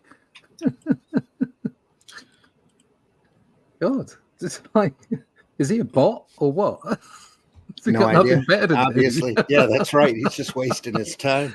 Telling us we've got nothing better to do. I'm quite enjoying just looking through this with some friends. It really doesn't matter whether I've got fans or not. Yeah. Yeah. Lighten up. Chill out, mate. Chill out. I used to have an art teacher that really didn't understand a lot about art theory, but hung on the term negative space and used it in almost every single lecture and every single piece of art, and constantly talked about it, and then very little else, right? And couldn't explain art to save your life, or couldn't explain composition, couldn't explain rule of thirds, none of it, just negative space. Yeah. We got a bit of negative space in the comments today. That's a great panel up next. The one over from that one. Nervous laughing, Greg. You sad sack of shit. Yeah. I can't even. I'm still stuck on the full screen because of how I'm streaming it. That's all right. There's nothing there that's worth it. Believe me. Yeah, but my curiosity is far more entertaining. Yeah.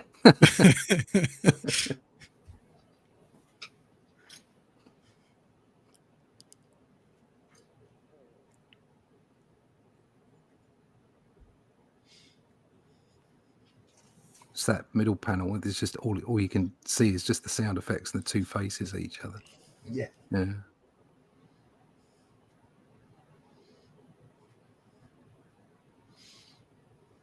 Go back, but I'll stay here covered with branches. And why not? I'm dead. Shot through the helmet.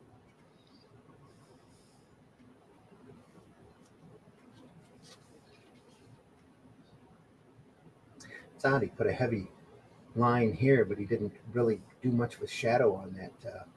Yeah. On the bolt. On the bolt, yeah.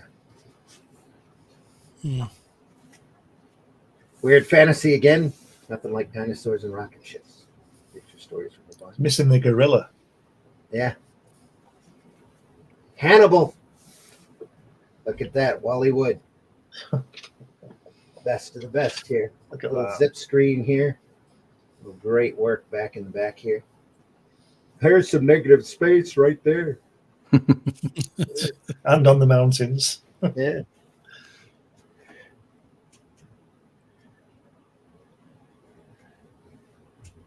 Look at that helmet on that guy in the center panel on the bottom. The face on the helmet. Yep.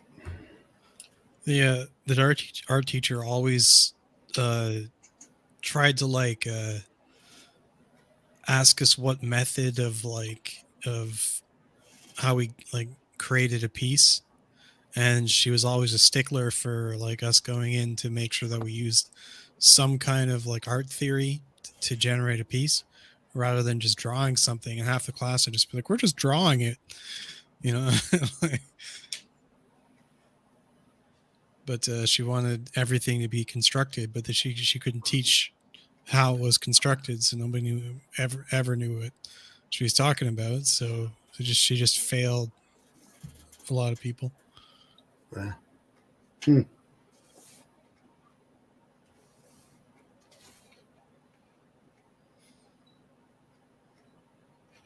Wood here.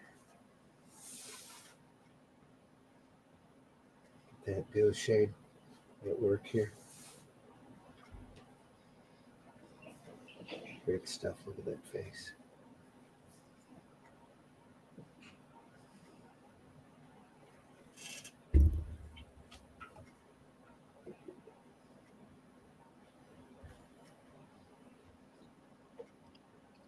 Is that all line work, or is it duotone or something down the bottom right? Here, this is dual shade here, yeah. Right, duo shade, yeah. This is painted in. Right there, along with the great ink work.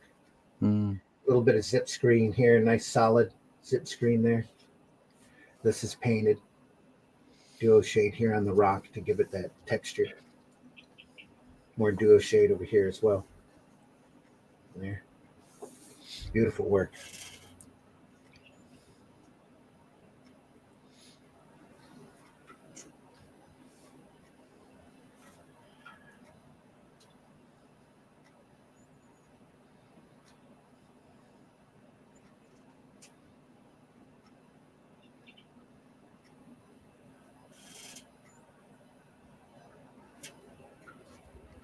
Nothing else. I'm turning the page. Here we go. Ah, Wow. look at that. It's hard not to just in these particular. Earlier, we were talking about artists that don't want to draw as many figures, or they just want to speed through the work, right? And it's just this is what exactly the opposite of that. They probably had to tell them to speed up, Yep. What he's doing is telling a story, and he knows that it needs 15 million people in that panel, so he does it.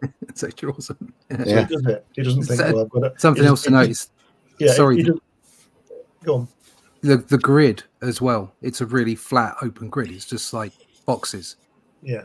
All the action is inside the panel. There's no layout here. Yeah. In the story. And there's your negative space top left. Yeah. What he's doing here, he's showing what a consummate artist he is, because he's like I said, he needs 15 million people in that panel. He's going to do it. He's not bothered about going home or going out for lunch or all that usual excuse. He's an artist, and he needs to do that to make it work, and he does it in every bloody panel. Look at it. You know what I mean? He knows what he's doing, and he knows what he has to do. Yeah. He's really not taking shortcuts until here. It starts using a little silhouette. That's because they're so far back in the background. You want all this detail to come up. Unless Vinny got hold of this page. Imagine if he had it done. There'd have been nothing there, would there? There'd have been that guy at the front, at the top, just with his shield. That's all you'd have seen. Yeah. So beautifully done, though. Yeah. Excellent.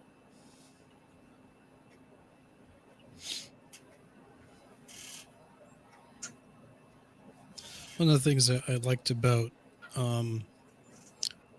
when the first artist I was working with for the project I'm working on, we talked about doing an army, and he's like, I don't want to draw an army. I'm like, and I should just hiding behind objects and trees and obscuring it. Then by the wagons, they only have to draw spears, and you don't have to get all in there, but you're still getting it all in there, right? Mm-hmm. So it was I like seeing stuff like this, where how they cleverly use like silhouettes and because I understand not everybody can draw stuff like this all the time, so it's neat to see how people pull it off with like visual trickery, I guess. Yeah. I'm just wondering why he's asking you what he should draw. He's the artist, isn't he? Yeah.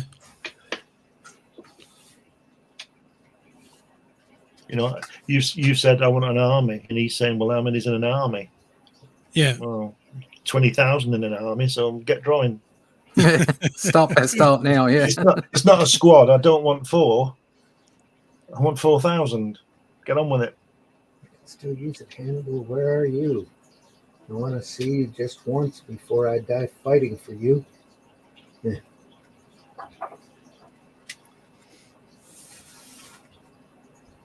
There he is.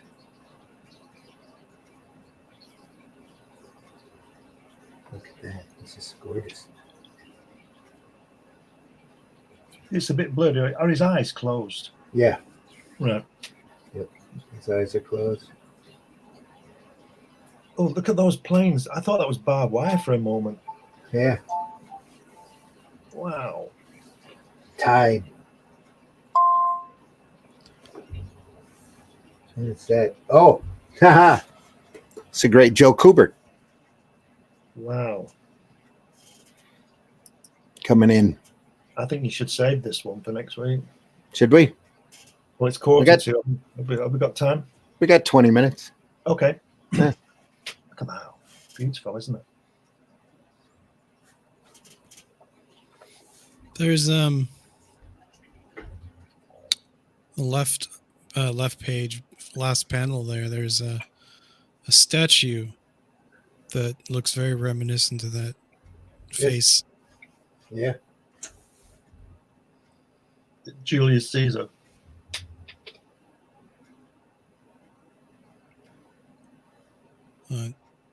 Probably is. I can't place it or where it's from. So you're most likely 100% right. Great Hannibal. There is your wish. Hannibal is gone right by you. Hannibal looked down on you and smiled. Did you see him, old man? The fever. Did he smile? Of course he did. Didn't you see him? My hope to see Hannibal. Now even he has finally come. The fever has taken my eyes. I saw nothing. Oh yeah, his eyes are open. He's blinded. Did he really smile? He's blinded by the fever. These written by Harvey Kurtzman. Yeah. Right. Can you imagine? Telling Wally Wood what you want? Just let him go. Jack Davis and John Severin say, "Oh, by the way, John, I want this. Like, Yeah. Here's a few layouts." Bit of zip tone at work here.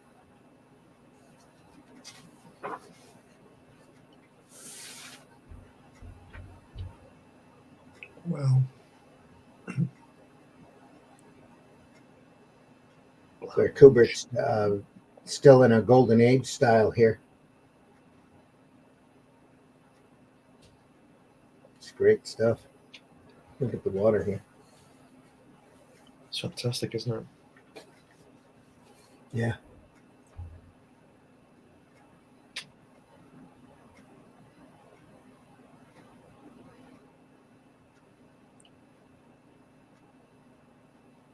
Here. This will make the water crushes. The signalmen set up the markers. We'll blow a gap here. Whoosh. This water's cold. Let's blow this element C thing. You boys know what to do. I'll be darned. I'll be darned. It's exactly like Navy intelligence said it would be. It's a ploosh.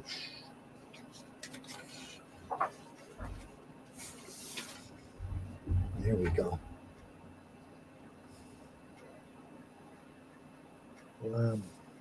Negative space. Yep. A bit of zip, a lot of zip actually on this. Great spacing though. It's just right when to put it. At this point, Kubert's about 10 years into his career, maybe 15.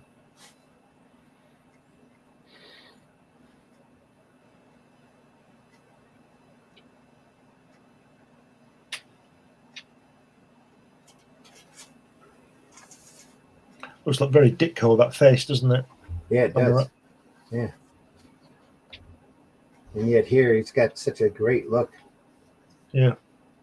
Dodgy helmet, though. Yeah. That's what she said. A little large. Yeah. And here, that's classic Kubert right there. Yeah. In fact, that's It's him, like isn't it? Old Hawkman. Yeah. That, Yeah. That looks like him. Could be. Yeah. Exactly like he looked back at during this time.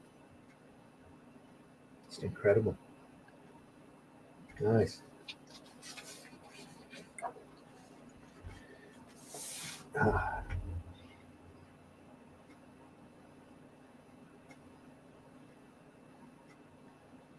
That looks like a lot of his tour work. He was doing tour around this time anyway. So, What do you mean?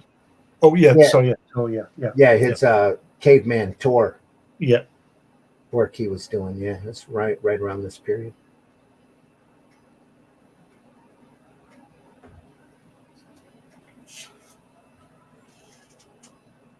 Oh, Charles Early is in the on. house.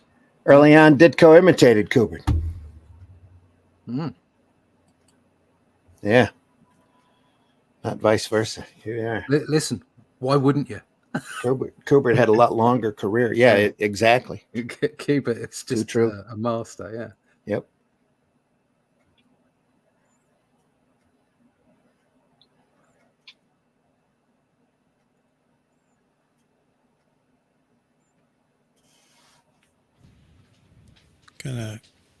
I'm both sad and glad we're nearing the end of the stream. I'm pretty tired. Trying to Walking. Long day for me. So, yep. yeah, I'm going to try to catch a nap after this. I haven't gone to bed since yesterday's stream. Cool. Oh, yeah. Wow. Yeah. That's a long No time. wonder. No wonder you're tired. Yeah. I was up 2:30 till 5:30 this morning before I went back to bed. Can't sleep. Yeah. Tangle of Gulf weed drifted out to the horizon, and soon it was lost to view. Can't get no sleep. Yeah. But then again, you get things done and you're going to be asleep for a long time at some point. Yeah. So At some point, yeah. just get on with it, you know. Sleep If when you've I'm got to dead. draw an army, draw an army. Coming up next time on Two Fisted Tales, number 33, great Wally Wood cover there. Hey, Yeah. Signal Court, Look at that. get that wire and take cover. Whoa. Wow. I think we did a post about this one on Twitter with it's black and white with no color, and it's got the copy and pasted Two Fisted Tales thing on it, and the quote alongside of Wally Wood's quote about what you can't paste up, and because people are complaining about using reference and 3D assets, and so different Too things. many easy outs anymore. Yeah. Just draw it. Yep. Got to just draw it. Use a reference, use a light table, use what you have to. Sticking a bookmark in there. We've been looking at Two Fisted Tales from the great Russ Cockrum reprints. Shot off of the originals in black and white. Great EC line. Folks, the best of the best.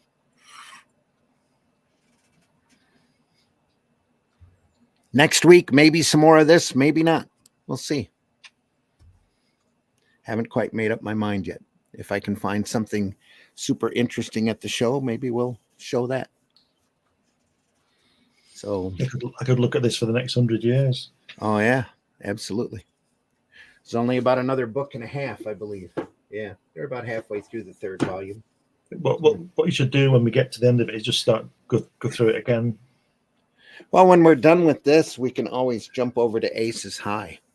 Oh, yeah. I figure that's another volume of all World War I. biplanes. Is it Jack Davis and Wood and everybody? It's Jack Davis, but most of it's a lot of it, I believe, is George Evans and Alex Toth. Oh, Yep.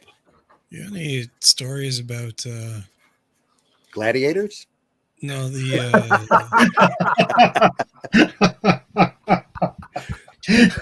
That might be a reference before your time. do you have any stories about the Old West? Oh yeah, that's coming up. We'll hit that about part 9 or 10. have you got any stories about gladiators? That'd be Alex Raymond, wouldn't it? Type of stuff. Yeah, here's the cover for the 4th volume. That should answer your There you question. go. John Severin. That's how you draw horses, isn't it? There you go. Look at that. Classic stuff. Most of that's Western stories. Safe for the Comic Code Authority. So, on Just some give, of us that. just give us a peek of the inside of that, Randy. All right. Just open it anywhere and just see. Let's see what there is. I opened it up to another cover. Let me find some great stuff. Here is what's this, Mr. George Evans here? Yep. It's not Western, but it's Flaming Coffins. Oh, look at that. Look at that. I Oh, love George Evans. Wow. It's fantastic stuff. That's the cover I opened up to. John Severin again. Look at that. Look at the way that guy's lying down with his Jack Davis feet. Look at the way he's lying down. He's dead, isn't he? Yeah. All the way. Wow. Oh, look at that. Oh my. Isn't that great? Mhm. More great stuff to come, folks. That's why we look at this. It's the Let's best of the best. Let's keep going for another 3 hours. Another 3 hours. Next time we'll go for another couple hours. Well, sorry. Earthquake. They can eat an omelet and a coffee at that point and a quick nap if we're gonna go for another. Frontline combat too. Yeah, we've got those, Charles. I've got those. We'll look at those. Absolutely. Great stuff. Just the 2 Fisted Tales, though, you never know what you're going to find from story to story. They jump around in history a lot. And it's just so many great people in it. It's just so much fun to look through. And again, folks, we deeply appreciate you stopping by. Hit that like button. We know the majority of our viewers, despite what these trolls might think, all watch us after the fact on all of the different platforms that we're on. We deeply appreciate you too. Even though you're not watching us live, we hope that we entertain you and show you some phenomenal stuff. That's the whole reason why we do this. We love this art form. We love these folks that have come before us, and we look at their material in awe and inspiration. The different techniques that they used, the storytelling that they did, the stories that were done. It's just some great stuff. Whiskey, tell folks how they can find you. Sure, you can find me at the bottom left there at the old Hex, Bandit Ricochet. Just type that in and something might pop up. Looks something like this. If you go on that and click on the link here, you'll see some of my artwork here, action figures, 3D models, all kinds of stuff. And if you ever need anything made, miniatures, action figures, statuettes, caches, I guess they're now calling them, anything 3D, and I'll get you hooked up. Just send me a message, and yeah, you'll be good to go. All right. Russ, tell folks how they can find you. Yeah, you can find me at russleach.com. You can go and sign up for the newsletter there because the Shadow Kingdom from Arrow Comics is inbound. 1st of March is the date it should be out for crowdfunding on Fund My Comic. So you can find me there, russleach.com. Yes. Glenn, tell folks how they can find you. You can put my name in Google and get most things. If you go to Amazon, you'll be able to pick up magazines and a lot of books that I've written and published. If you go to Fund My Comic, you'll be able to get a copy of this annotated book with my character Hatch, which goes through the history of the character with the published and unpublished artwork. And if you go to Amazon, you can get Comics Unlimited. Number 15 is in process now. And yeah, there's 100 pages and all that kind of thing. And just put my name in Google and you'll find it. You'll find me. There you are. And folks, I've been your host, Randy Zimmerman. You can find me over at arrowcomics.store. You can find not just my work, but the work of a lot of other great folks there. You can find books like Calico, which is a fantasy book that I created and wrote with artwork by C. Michael Lanning. You can find The Great Hero Bot Zero over there, which is a character and stories that I created. Little 3-foot-tall giant robot as he fights large monsters and defends his city. You can now find copies of The Fool over there as well. Great artwork by Chris Tyson. That's the rodeo clown of justice, kind of my answer to the Punisher, believe it or not. If you're going to be an urban vigilante and he uses practical joke weapons to fight crime and goofiness and takes a trophy of a piece of clothing from anybody he detains for the police and adds it to his action duds. Plus Paragon, which is a nice superhero story artwork by J.R. Harris. Got a great twist ending to it. Can't wait for you to read that. I'm very proud of that work. Also, Sunday morning, 9 a.m., we're going to take a look at some Modesty Blaze material by the late, great Enric Romero. If you want a quick taste of that, oh, let me find the right page here. Take a look. Take a look at that. This man could not draw ugly women. It was against his very principle. So great Modesty Blaze artwork. We'll be looking at the artwork of I want to call him George Romero. Enric Romero. Stop by Sunday morning. Sunday Funnies, 9 a.m. Eastern Time, here on the Indie Comics Network and lots of other platforms. We are archived at the Indie Comics Network. Also, Comic Book Black Belt YouTube channel, the Randy Zim YouTube channel, the Bayonet and Ricochet Rumble channel. I believe we're archived over there as well. A number of different places, folks. And we love showing this stuff off. We love that. We hope that you enjoy it as well.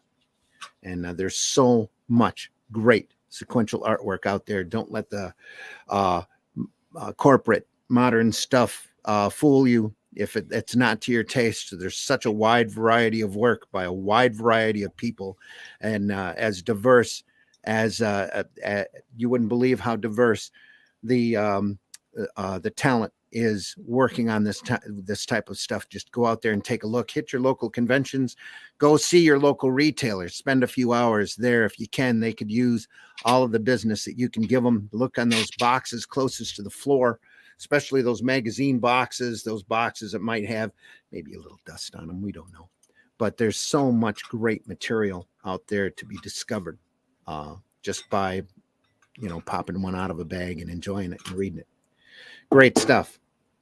Buy independent and alternative comics, especially ours. And please, you got no time for trolling. If you got time for trolling, you're just wasting your time. Go out there and talk positively about this art form, about this fantastic industry that we're in. Sure, there are crabs and there's idiots, but that's a very small vocal amount. So that's why you can't find me very much on Twitter X, because it's just a place for more trolling. And I'm not into that. I'm into doing work. You can find my work offered very quickly here at fundmycomic.com with Russ Leach. I just finished lettering Shadow Kingdom. I got a little bit of scroll work left to do, and then to double check it and have it proofread and then converted to the color pages, and we are good to go. So good stuff. This week we'll have it and have it ready to rumble. As they say. Folks, take care. We'll see you next Friday morning, 5 a.m. Comics by Night Eastern Time. Sunday morning, Sunday Funnies, 9 a.m. Eastern Time as well. Anything else anybody wants to add? No, we're done. We're done. If you look at something and there's nothing there, what's the difference of figuring out what it was in the first place? There we are. Take care, everybody. See you Sunday. See you next Friday. Thanks so much for watching. Leave a positive comment if you can. Leave a like button up there. Nobody's got time for trolling. Nobody productive, that is. Hating ain't creating. Certainly isn't. Take care, everybody. Holy shit. That is the craziest thing I have ever seen. And I'm Dennis Quaid, and Dennis Quaid has seen some shit.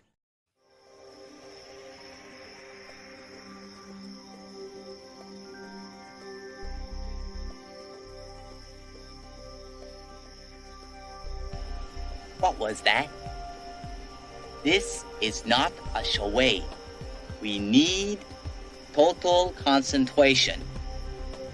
Now, once again, this time, with theory. Some men just want to watch the world burn. Can't nobody tell me nothing. How dare you? Get off my lawn.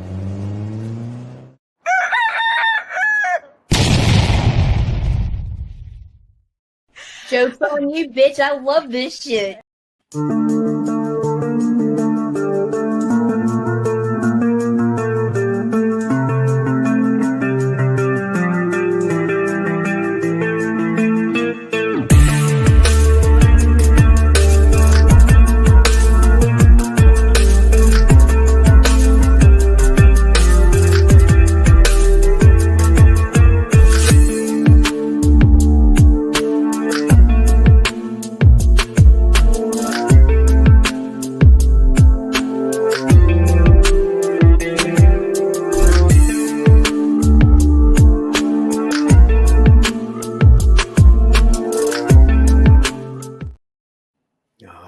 Somewhere here.